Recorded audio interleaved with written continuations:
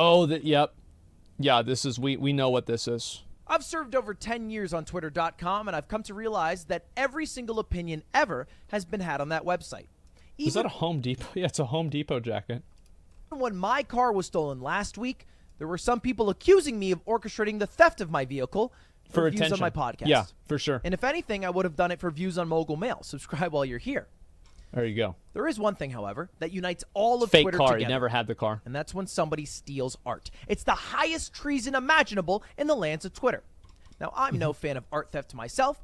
However, this is a bit of a controversy because it toes the line of art theft. It's a bit of drama. So let's talk about it. It started with a video uploaded by Corridor about a week ago. I'm just going to show you 10 seconds of this, and I want you to formulate your own opinions about this anime rock, paper, scissors. 2, 3, shoot!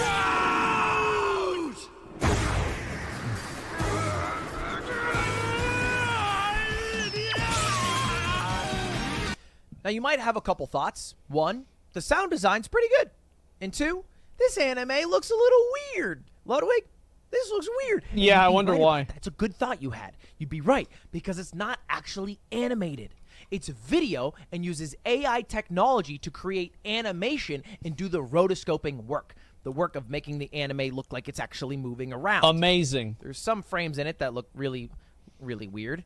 This being one of them. Yeah. You could call it a smear frame, but you'd have to smoke a lot of weed to get to that opinion. Uh-huh. Here's actually a frame-by-frame of them taking a video and making it an anime using this AI tech. Paper, scissors.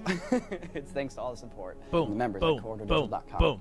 Honestly, kind of interesting. The Very making cool. of was a very insightful video, but it was called something a little bit pretentious. Did we just change animation forever? No. No, you didn't.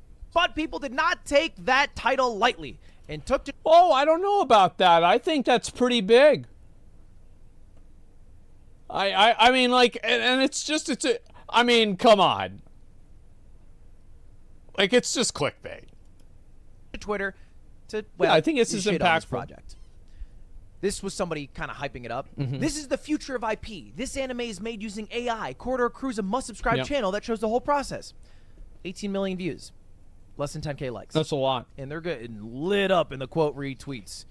Oh. Sheesh. More like it was made for the trash. Got him. More like it's bad. Yeah, I can scroll this for days, and you'll find no shortage of insults for the people who made it. And it makes sense, because this did come off the heels of a little more controversy involving AI in anime, specifically with Netflix Japan. Now, there was an anime that came out, an anime short, called The Boy and the Dog. I'll show you just I a few didn't seconds see of it. this. Cute story about a dog Wow. and a boy. And all of the actual It's an dog AI and boy dog. in this is animated by a real animator. However, if we translate this, the entire background image of this 3-minute sequence is AI generated. Uh-huh. And people weren't happy about that. They said they had to do it for labor shortages, but let's be real. Japanese animators are some of the most overworked people and underpaid people in any industry. There's literally a guy who died from a heart attack 3 years ago, stress-related, stress-induced, because of how overworked they are.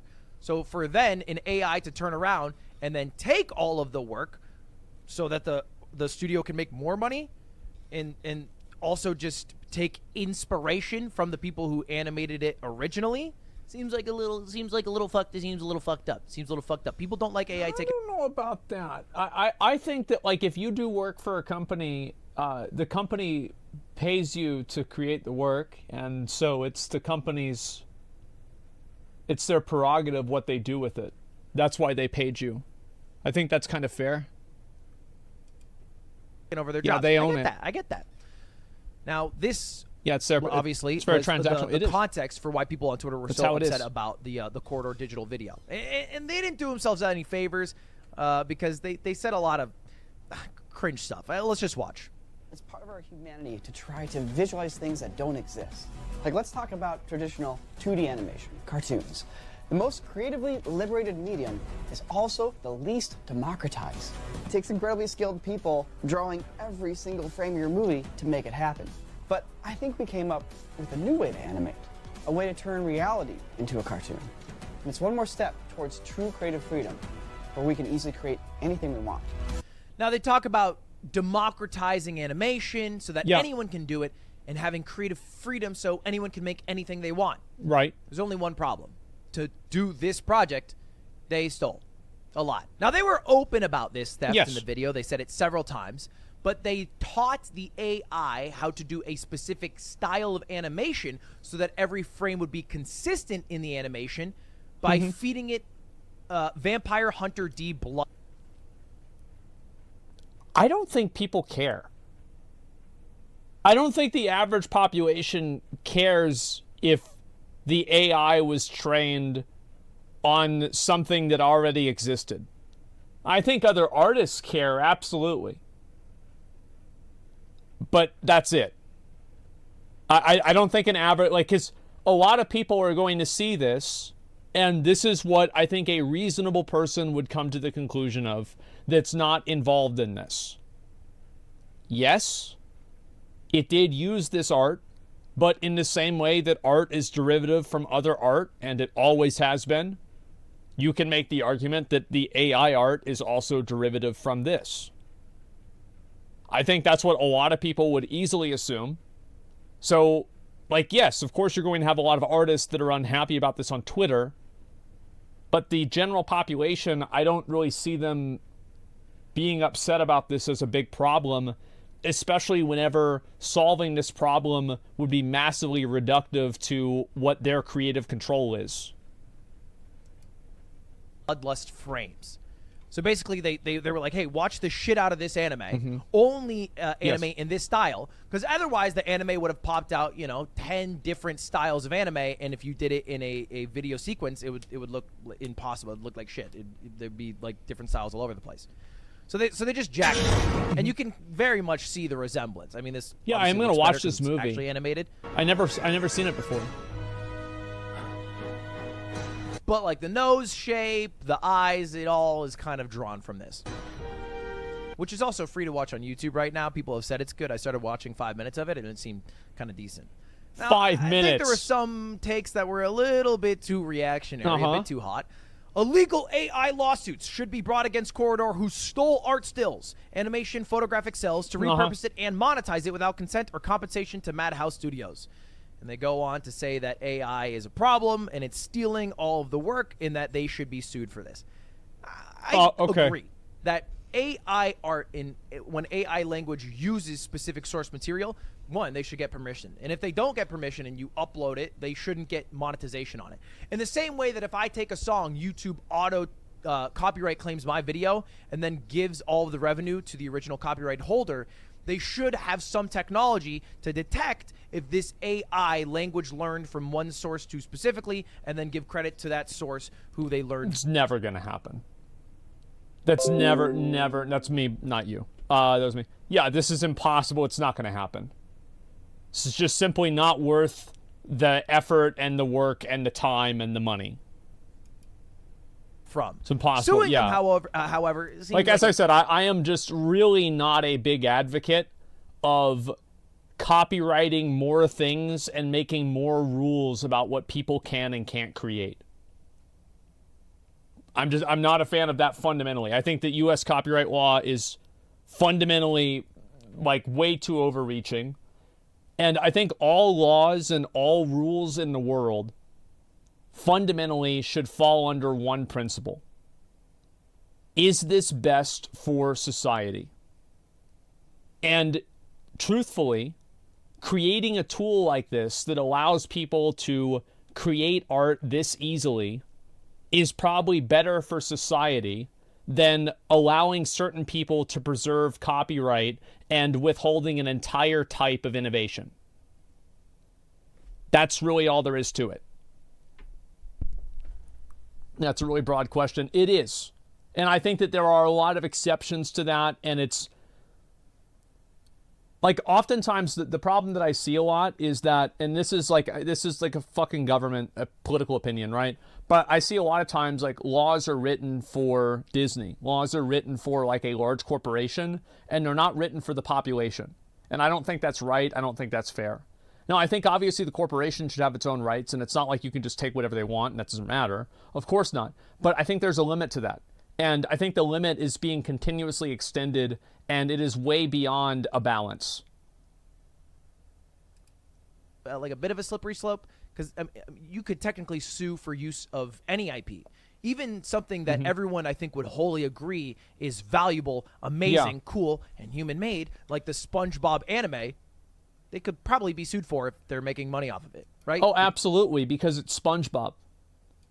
Because they're totally ripping the IP of SpongeBob. Yeah. It doesn't matter if they changed it a lot.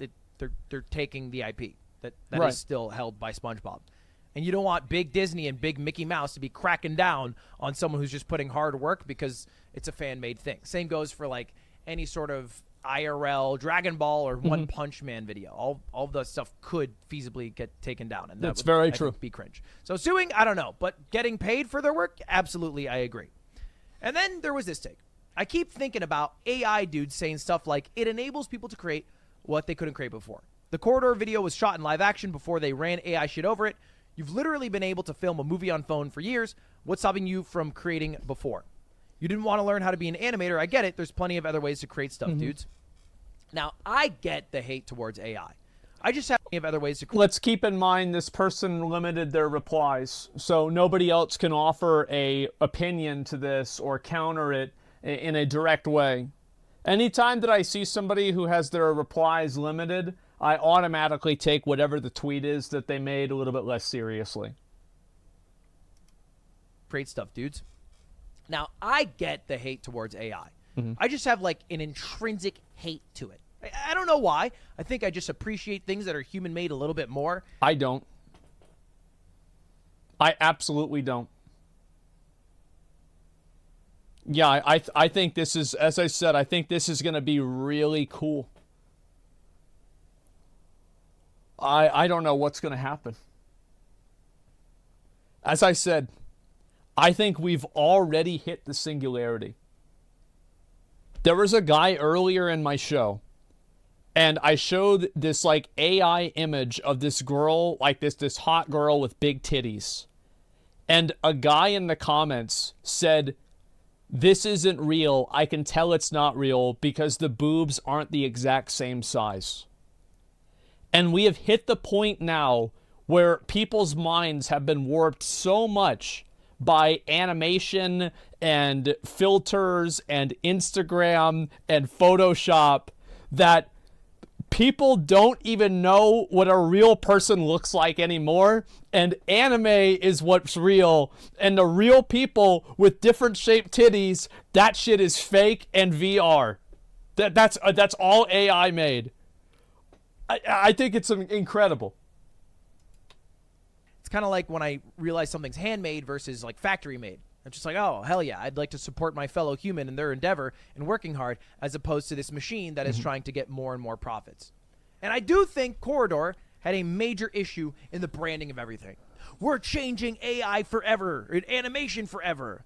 We are going to literally democratize through our video. Well, I think that's what they're doing, though, is that once you create a system and a tool that people use, like, yeah, you're right, you needed to form everything for the video, and you needed to film it ahead of time and use it as a foundation. That's definitely true, but will that always be true? I think that the answer to that, if you followed this at all for multiple years, would clearly be no. It's just a matter of time. Like, I think that everybody who is... Like, I think this is very different than, like, for example, crypto, where it's like, oh, well, it's going to be the future, etc. I think that we're already... Like, people would not be as much against this if it did not clearly infringe on actual reality. It was so useful that people were worried it's going to take away all their jobs. It's because it's really good. Is it ethical to withhold technological innovation to put people's jobs on life support? I think the answer to that question is no. 99 times out of 100. Because society and the world at large does not owe it to you to live everybody else's life in, like contextually around providing you a job. That is not society's responsibility. That's all bullshit. If they just uploaded a video that was like, hey, we made this and we think it's cool, and this is how we made it, and maybe you could make it too, people probably wouldn't be as upset. And the reason I say that is because they're not even the first one to do this. No. In fact, this type of animation has been the staple of Joel Haver for years. And his shit I is remember fucking this. dope. I don't think many people would hate on it. Let's just take a look at a few clips. If you've never seen Joel Haver Oh, this before, shit was worth it, so by the way. funny. I watched It'll be this. somewhat similar in terms of its AI glitchiness as the rock, paper, scissors, but I think a little more stylistic. The sun is missing. Surprised you hadn't seen the posters. What posters? Those ones? The town rat. Oh. Oh, God. That's Marshall on the poster? Yes, he's our town rat. Now, this This is what would have happened if the guys that made Monty Python grew up in 2010. Yeah, this is just a Zoomer version of Monty Python. is all AI-generated rotoscoping.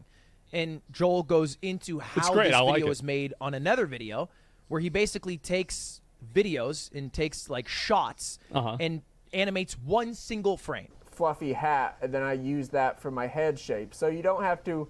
And then, after making a single frame, has AI do all the work of rotoscoping. Basically, like, hey, I drew this, now draw it for every other frame in this video. And he talks about the exact tech he uses for that and the exact software that's all free that allows him to animate with actually not doing all the work of animating every single frame like rotoscoping currently is done. And he has a very good message at the end that I feel like if this is what the Corridor guys said, people would have been on board. Let's just listen. Love it. It's such a great tool. It lets me create rotoscoped animations alone, which is something I never would have had the time or patience for otherwise.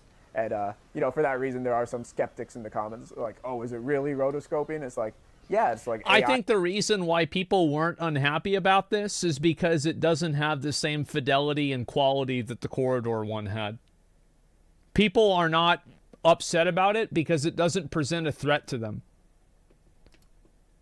assisted rotoscoping. It's like a cheat code, you know. All technology is a cheat code. You know, like filming on a digital camera rather than a film camera is a cheat code, or editing on a computer rather than splicing film together was a cheat code. You know, anytime technology makes art easier to learn, more accessible, more efficient, we should applaud it because, you know, art should be in the hands of everyone, and we shouldn't have to break our backs and our wallets and waste our lives to make it. You know, we should be able to feel good while making art.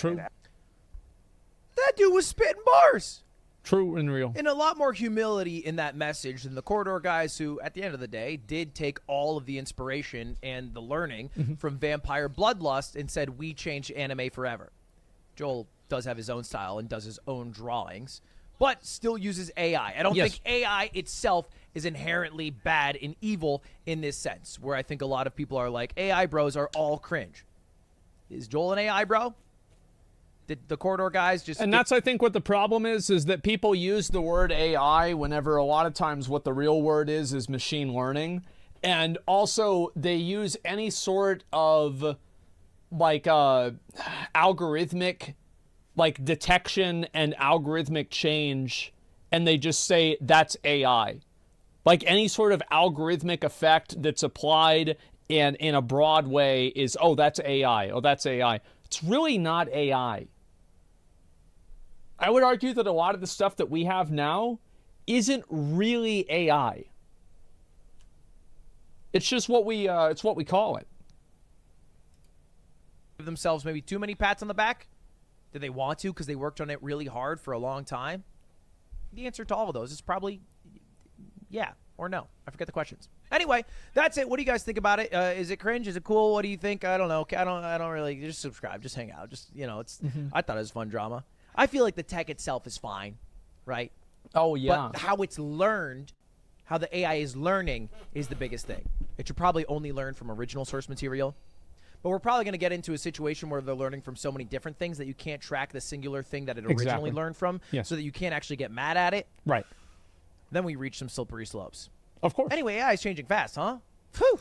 That's how. That's just how it is. All right. See you later. Hopefully, I think it's a decent video. come for my job next. Oh, it will. And that's going to be great. Ludwig can just turn on the AI, do a new subathon. Ludwig can do a subathon. This time, he doesn't have to sleep. This time, he doesn't have to pay the mods to run videos while he's passed out or eating or something like that. He can just be live all day, every day, non-stop, solid entertainment, never getting tired, and the subathon never stops. Yeah, you? I mean, that'd be awesome. I could do an AI subathon. I could just go on vacation. Yeah, exactly. AI artists gather style from copying others. No one has a unique take on anything. That's not really true. I don't think so. Virtual intelligence is code that can't learn without assistance. Artificial intelligence can learn on its own. I think that, I don't know. I mean, like, would you say sentience is what separates machine learning versus AI? I don't know. I would say maybe. That would be probably where I would draw the line. But I'd have to really think about it a lot. How do you define sentience? Oh, that's hard to say. I mean, I would say that... Oh, man. How could I define sentience? Oh, my God. Give me like a day on that. I'll have to really think about that. Non-programmed self-awareness? The ability to exist beyond the parameters of its coding? I don't know. The capacity to feel? No, because there are animals that don't have the ability to feel. Like roaches don't have pain receptors, for example. And they're still sentient. So I don't think that's really what it is. I don't know. That's an interesting question. Yeah, I'm not sure. I'll link you guys the video. As I said, I've been making a lot of videos about this kind of stuff because I'm very interested in it. We'll see what's going to happen. A trip, what needed, trip, what needed.